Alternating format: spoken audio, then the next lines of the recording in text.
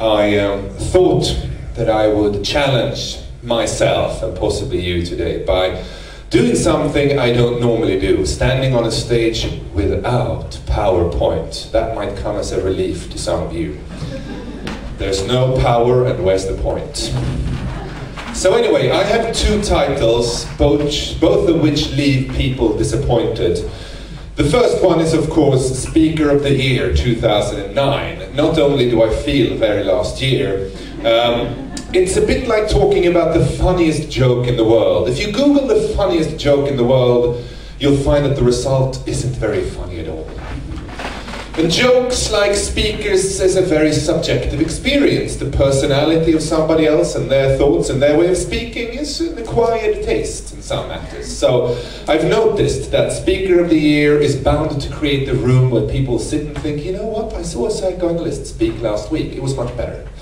So, secondly, I work as a trend spotter. And a profession that I've noticed is on the wane, it's on the way out, it's becoming a little bit unfashionable. The reason I noticed that is last Monday I spoke for a bunch of 15 and 16-year-olds in Huddinge Gymnasium, not far from here, and when I told them that I work as a trend spotter, one of them sighed and said, "That feels very 2002.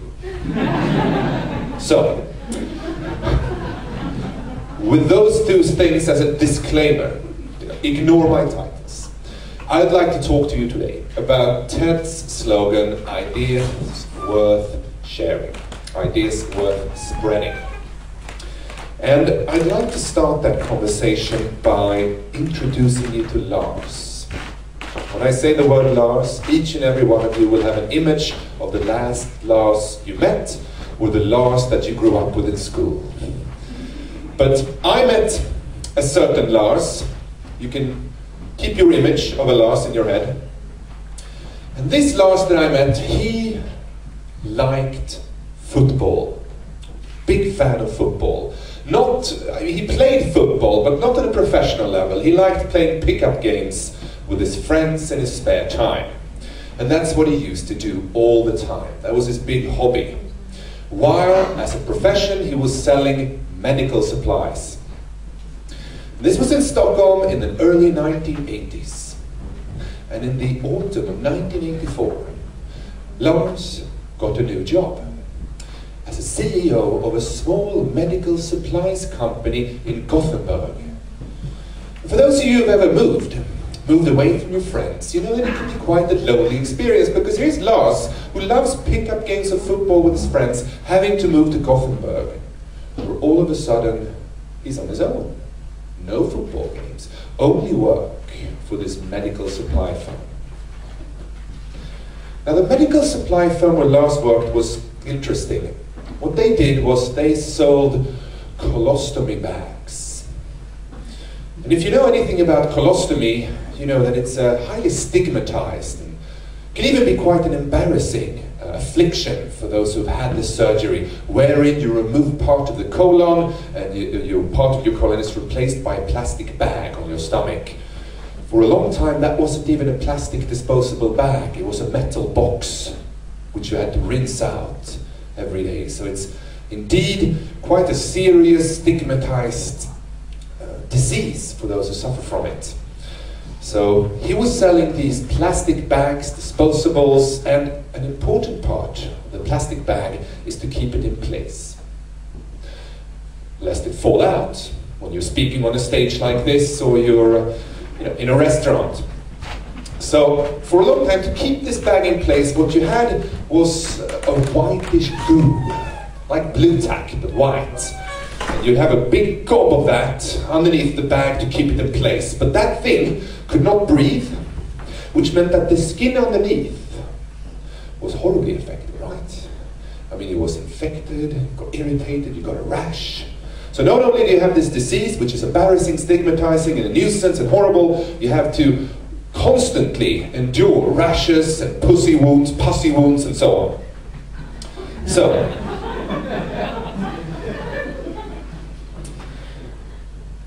what Lars's company had innovated was a new kind of adhesive tape, which was able to breathe and absorb moisture. People could put that on the stomach, then put and held the bag in place without the rash. So solving a problem. Now, Lars was thinking, what am I going to do in my spare time? And he liked moving around, so he started jogging. And that's what he did. And he became almost like a Forrest Gump. He started running all the time. To work, from work, and in every sort of moment of spare time that he had, that's what Lars did. He jogged. And you know, when you do a lot of jogging in the early 80s, the shoes, compared to the shoes we have today, were complete shit. Which meant that Lars, quite quickly, as opposed to me today, got blisters on his feet. And wounds. Not unlike what he found on the patients using the blue tack. So, sitting at home one afternoon, he was thinking, how could I solve this? And he took a part of the adhesive tape used for colostomy bags, he cut out the square, put it on his heel where he had a blister, went out jogging, and it worked wonderfully.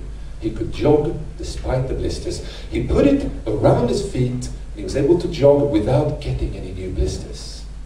He was thinking about this. It was his own little private solution for his own little private problem. Sitting on a train, going to a medical exhibition in Stockholm one day, he shared a train compartment with a doctor in a military unit. And you know, the military, they do a lot of marching with really bad boots.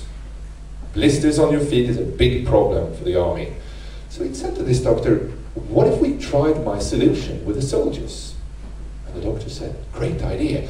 So a couple of weeks later, he goes to the military unit, and they actually run a scientific trial where some people get to use Lars's little adhesive, which is normally used for colostomy bags. Other people get to use their ordinary solution. Some people had nothing, so you had a control group. And the people who used the colostomy tape got no new blisters and were able to walk the furthest. That's when Lars realized that he really had something peculiar, something quite useful here. So he went to his boss and said, I have an idea. But he actually brought along with him a metal box full of the different plasters and tapes of the soldiers used. So we put the metal box on the table, the boss got the box, opened it, and had a whiff of a horrendous smell. Imagine the smell of 200 feet, soldier feet. That's what he smelled. I mean, imagine what he would have thought. Metal box smelling really bad. What is this? But he said, I have an idea for a new kind of product. So they started selling it kind of experimentally. They used random plastic bags. And Lars's name for this was Comfeel, a hybrid of comfort and feeling. But he said, you know, these little plastic bags, they're not that professional. We need something better. What am I going to use? He was in a hotel room, and he saw those little plastic kits where you have a needle and thread for hotel travelers. So he took one of those and realized that it fits about 3 or 4 pads of Comfeel. He sent the idea for a design to a printer that would also make the logo. The printer misunderstood the name, and back came a bunch of labels with the name Compede.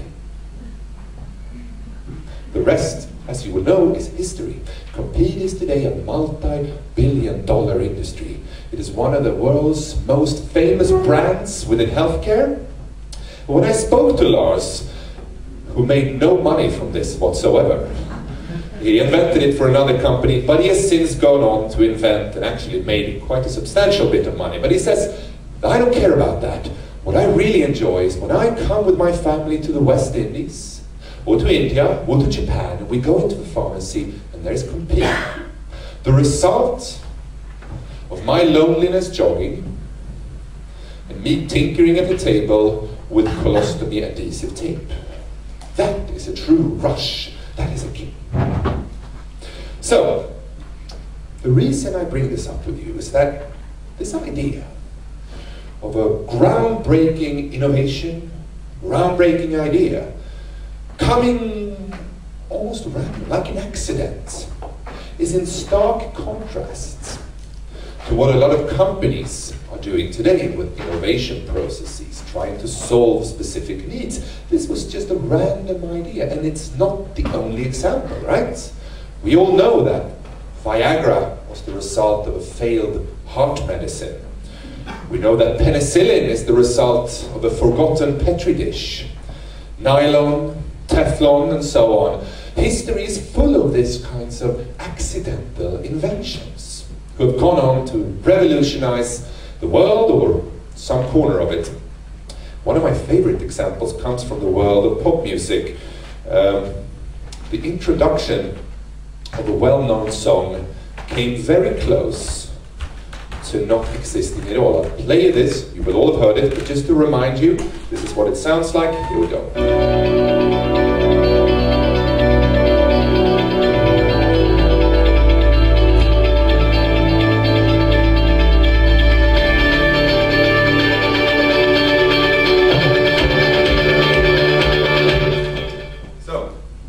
Anybody who hasn't heard this?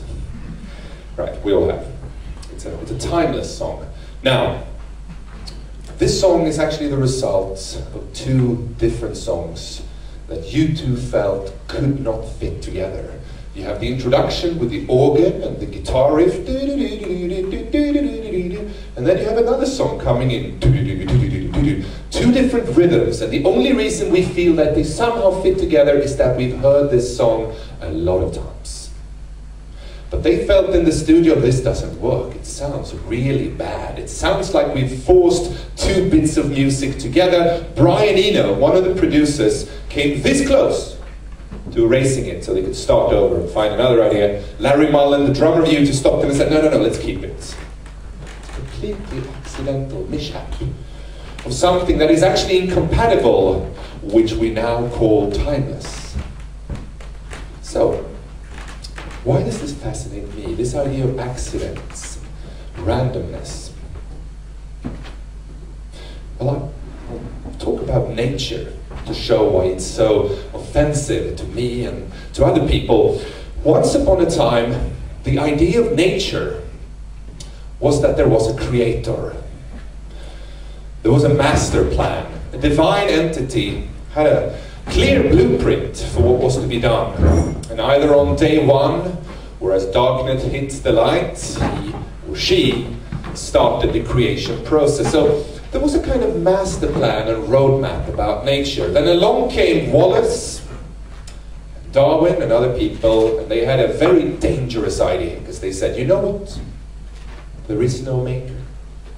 There is none. There is no master plan. There is no roadmap.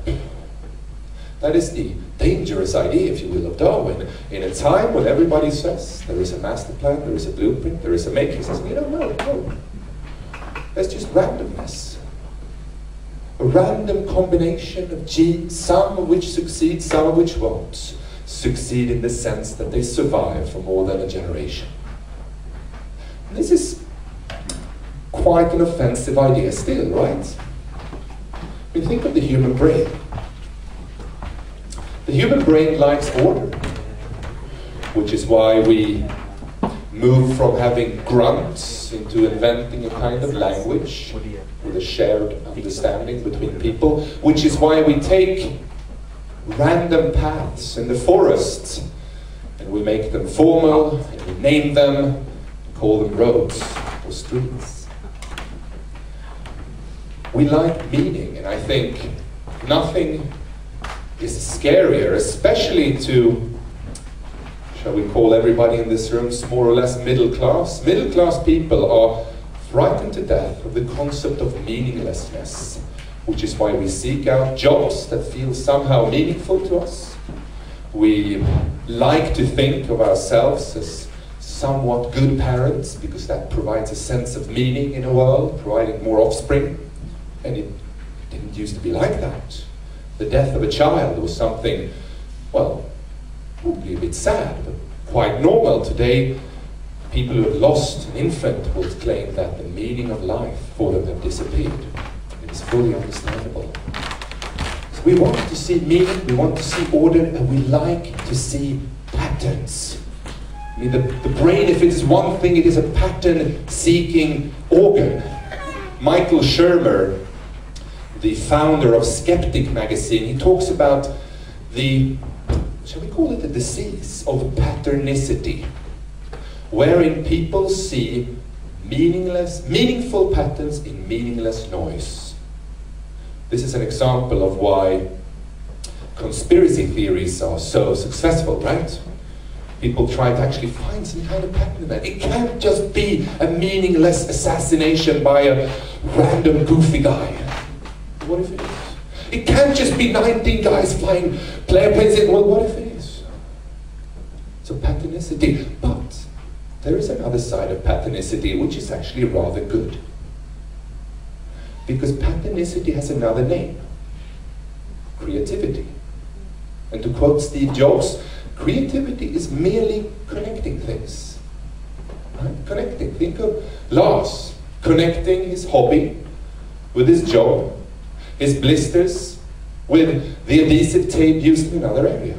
I mean, creativity. Steve Jobs' famous Stanford speech when he talks about the calligraphy course that he took because he dropped out of computer science. And the reason the fonts on Apple Macintosh look somewhat better on what you find on rival software is supposedly, Steve claims, because of these calligraphy courses. So creativity is a connecting things. If I were to ask each and every one of you what you do for a living, my bet is that most of you will have combined various things. Something you liked in high school with a person you met sometime later, with education, maybe with an interest, and so on. Connecting is sometimes a bit of a boring word, right? Connecting. It's a bit of a cliche. I like the word collision much better. You know, when things collide, because it can sometimes be brutal, as we heard one of the speakers say today, and it probably should be brutal. Think of one of the biggest creativity engines in the world today, the city. The city is one big collision between ethnic backgrounds, interests, occupations, and marvels of creativity comes out of that. Biotechnology emerged because biologists fought technologists and they were fighting each other. Who has the best worldview? And then they had a compromise and they said, you know what, biotech, it's quite a good idea. In London recently, just to take this a step further, I saw Christian atheists who even had a slogan. And their slogan was to follow God, reject Jesus. So the collision. We also have collision. I think TED, to me and to you, is a kind of collision between differing opinions, ideas, backgrounds, and the idea here is probably to collide like a fusion process to generate some new energy, inspiration for at least some of us here in the room. All of the World Wide Web is a marvelous arena for collisions, right? Think of the mashup, or the, well, my favorite now, the downfall meme, right? Wherein Adolf Hitler complains about everything from the splitting up of Oasis to, well, his last thing is complaining about the fact that they're going to pull all these videos down from YouTube. And it's marvelous. That is a kind of collision between two different opinions, between an old work of art and a new work of art. Another arena for collision is the brain, your own brain, right? Where thoughts collide constantly in synapses. And here's where we stumble upon an interesting fact, because many of us in here like to ponder things. We like to sit on the bus, subway, lie at home, stand in the shower. We like to ponder things, conversations we've had, conferences we've attended, books we've read, television shows we've watched, things our children have said, and so on. We like to ponder that. When scientists have studied depression, they find that one of the first signals or symptoms or something all forms of depression have in common is something called rumination. Rumination is also what cows do when they chew grass over and over and over and over again. And think about this, pondering. You sort of think about things over and over, but something goes wrong there and you start to ruminate. And why did they really say it? What did they mean? And I think if you've been depressed or ever met a depressive person, that's what they're into. They're in a kind of loop. You can't get them out of there. So think what a double-edged sword pondering is. On the one hand, rumination, the first step towards depression. On the other hand, the kind of pondering which makes us find new inspiration, new ideas, new energy.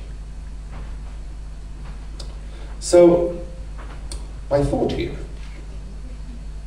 is that there's a school in which ideas come from processes and plans and goals.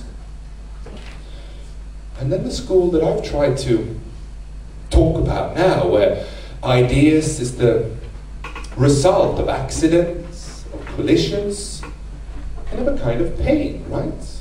We know how many mavens and creators and innovators have had, terrible bouts with depression, Darwin being one of them, most likely suffering from some kind of hereditary disease, from what I've understood.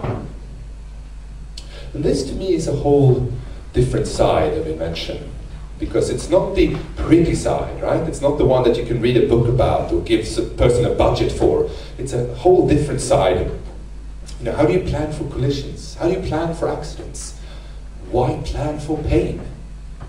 It is completely meaningless. So, I'd like to change the slogan of TED from ideas worth sharing to random things colliding with your head. Some of which will be complete nonsense. Some of which you won't like, maybe even most of which won't resonate you, but some of them will plant its seed inside your brain, trigger some pondering, hopefully not rumination, and be the seed of a future marvel that I, for one, look forward in sharing, partaking, and maybe one day I'll be telling your story on some other stage. Thank you so much.